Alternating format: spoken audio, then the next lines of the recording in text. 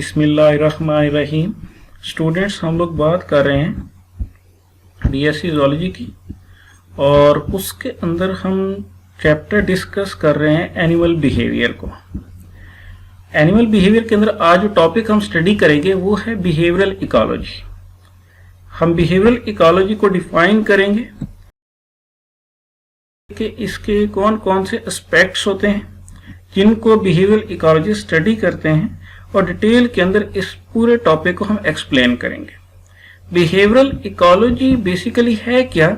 It is the branch of biology, कि ये biology की ब्रांच है जो एनिमल्स के इकोलॉजिकल एस्पेक्ट्स को एक्सप्लेन करती है। मतलब एनिमल का जो बिहेवियर होता है उनके इकोलॉजिकल एस्पेक्ट्स को स्टडी करती है। उस ब्रांच को हम क्या कहते हैं? बिहेवियरल इकोलॉजी कहते हैं। और वो साइंटिस्ट जो बिहेवियरल इकोलॉजी को स्टडी करते हैं उनको हम क्या कहते हैं? बिहेवियरल इकोलॉजिस्ट कहते हैं। बिहेवियरल इकोलॉजिस्ट कुछ एस्पेक्ट्स को स्टडी करते हैं एनिमल्स के, जिनके अंदर हम बात करते हैं orientation and navigation. Orientation navigation का मतलब क्या है कि एनिमल्स अपने रास्ते कैसे तलाश करते हैं। इसी तरीके से बिहेवियरल इकोलॉजी स्टडी करते हैं हैबिटेट सिलेक्शन। हैबिटेट सिलेक्शन का मतलब ये होता है कि एनिमल जो है अपनी लिविंग प्लेस को कैसे फाइंड करते हैं। और फॉरेजिंग बिहेवियर को वो एक्सप्लेन करते हैं, इन्वेस्टिगेट करते हैं। फॉरेजिंग बिहेवियर बेसिकली क्या कहा जाता है? फीडिंग बिहेवियर कहा जाता है। फीडिंग बिहेवियर यानी कि अपनी फूड जो होती है जिसको उन्होंने ईट करना है उसको कैसे सिलेक्ट करते हैं, ये बिहेवियर क्या कहलाता है? फॉरेजिंग बिहेवियर कहलाता है। और इसको भी जो इकोलॉजिस्ट होते हैं, बिहेवियरल इकोलॉजिस्ट, वो इन्वेस्टिगेट करते, वो स्टडी करते हैं। बिहेवियरल इकोलॉजिस्ट इसके साथ साथ एक्सप्लेन करते हैं बिहेवियर और पॉपुलेशन बायोलॉजी का रिलेशन। मतलब क्या है कि पॉपुलेशन बायोलॉजी के ऊपर बिहेवियर का क्या इन्फ्लुएंस है, इसको वो एक्सप्लेन करते हैं। पॉपुलेशन बायोलॉजी क्या होती है? पॉपुलेशन बायोलॉजी जो है इकोलॉजी की टाइप है जो स्पेसिफिकली फोकस करती है बिहेवियर ऑफ पॉपुलेशन के ऊपर, कि पॉपुलेशन इन्वायरमेंट के अंदर कैसे बिहेव करते हैं। तो ये बायोलॉजी की ब्रांच जो है या इकोलॉजी की जो ब्रांच है इसको हम क्या कहते हैं? पॉपुलेशन बायोलॉजी कहते हैं। बिहेवियरल इकोलॉजी के अंदर कुछ चीजों को हम डिटेल के अंदर एक्सप्लेन करते हैं, कुछ एस्पेक्ट्स को। पहला जो है वो है हैबिटेट सिलेक्शन।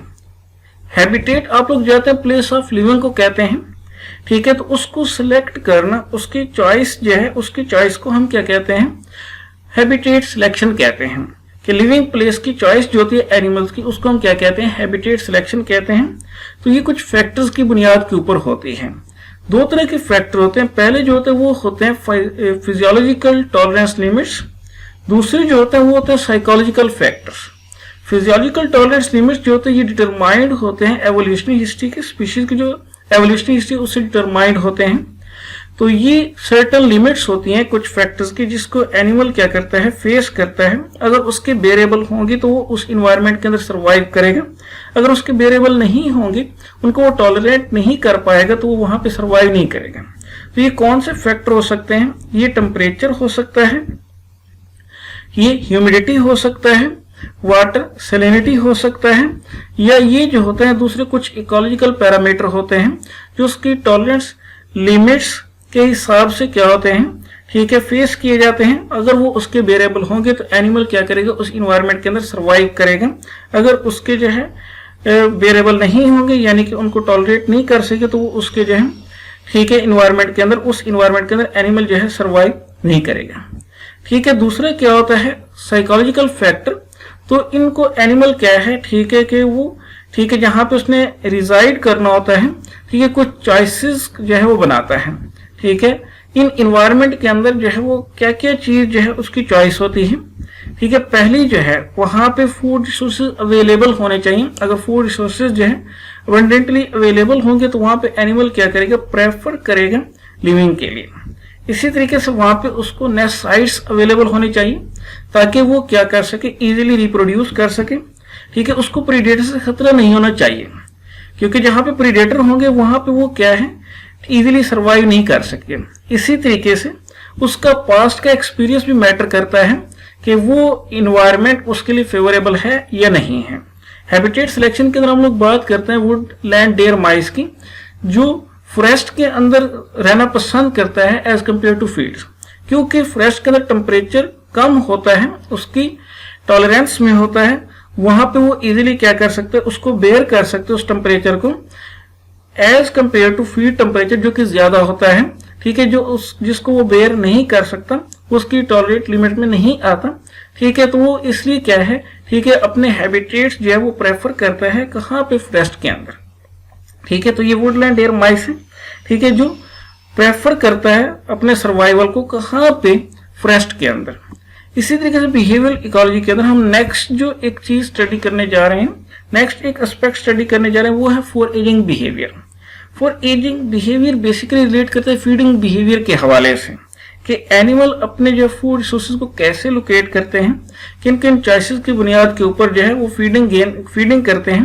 तो इस चीज को हम क्या कहते हैं, फॉरएजिंग बिहेवियर कहते हैं। फॉरएजिंग जो है ये होता क्या है, ये प्रोसेस होता है, ठीक है, लोकेट करने का फूड रिसोर्सेज को लोकेट करने का जो प्रोसेस होता है उसको हम क्या कहते हैं, फॉरएजिंग कहते हैं।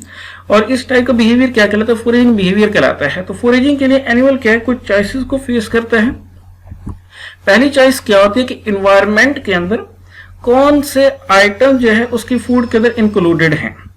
ठीक है, इसी तरीके से ठीक है वो फूड को कैसे जो है पैचेस के अंदर लोकेट करें।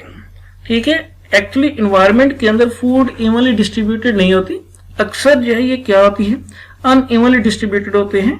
ठीक है, ये टुकड़ों की फॉर्म में होते हैं, पैचेस की फॉर्म में होता है। तो उन पैचेस को, टुकड़ों को ये क्या करते हैं, लोकेट करते हैं। उनको कैसे करना है, ठीक है। दूसरा आपके पास क्या है यहाँ पे, कि जब एक जगह के ऊपर पैचेस जो है ये फूड के रिसोर्सेज खत्म हो जाएंगे, तो न्यू एरिया के अंदर या न्यू पैचेस को वो कैसे जो है लोकेट करेंगे।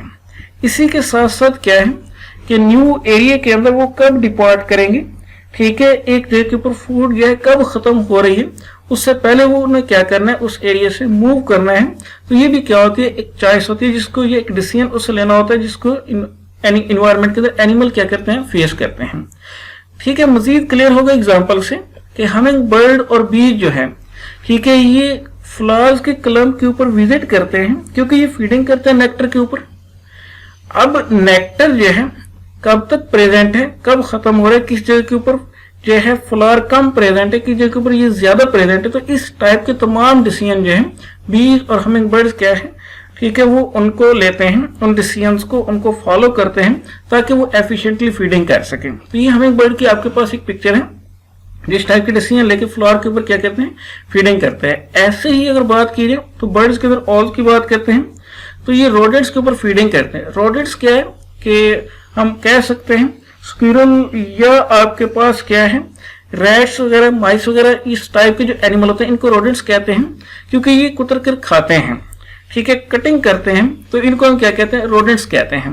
तो ये रोडेट्स को फीड करते हैं ऑल्स फॉरेस्ट में से या फील्ड में से, तो वो भी क्या कहते हैं, इस टाइप की चॉइसेस को फॉलो करते हैं, या इस टाइप के डिसीजंस को हमेशा जो है बनाते हैं, ताकि वो एफिशिएंटली फीडिंग कर सकें। बेटा फॉरएजिंग बिहेवियर जो है ये चलता है किसके ऊपर, एनर्जी बजट्स की बुनियाद के ऊपर। ठीक है, एनर्जी बजट क्या है, ठीक है, ये बैलेंस होता है एनर्जी गेन का और एनर्जी कंजम्पशन का, या एनर्जी जो है कॉस्ट का। ठीक है, एनर्जी कॉस्ट और एनर्जी जो गेन का जो बैलेंस होता है उसको हम क्या कहते हैं, एनर्जी बजट कहते हैं। सबसे पहले हम देखते हैं कि एनर्जी जो है कंज्यूम कहाँ कहाँ पे होती है ड्यूरिंग लाइफ ऑफ एनिमल, यह वो कहाँ कहाँ पे एनर्जी कंज्यूम करता है। तो एनर्जी जो है फूड को सर्च करने के अंदर भी क्या होती है, कंज्यूम होती है। फीडिंग के लिए जब वो क्या करते हैं, फूड को सर्च करता है, तो यहाँ पे एनर्जी कंज्यूम होती है। इसी के साथ साथ ठीक है, जब उसको फीडिंग मटेरियल मिल जाता है, ठीक है, तो काफी सारे एनिमल जो है वो क्या होते हैं, प्रीडेटर होते हैं, तो वो खुराक का अपने प्रे का क्या करते हैं, पीछा करते हैं।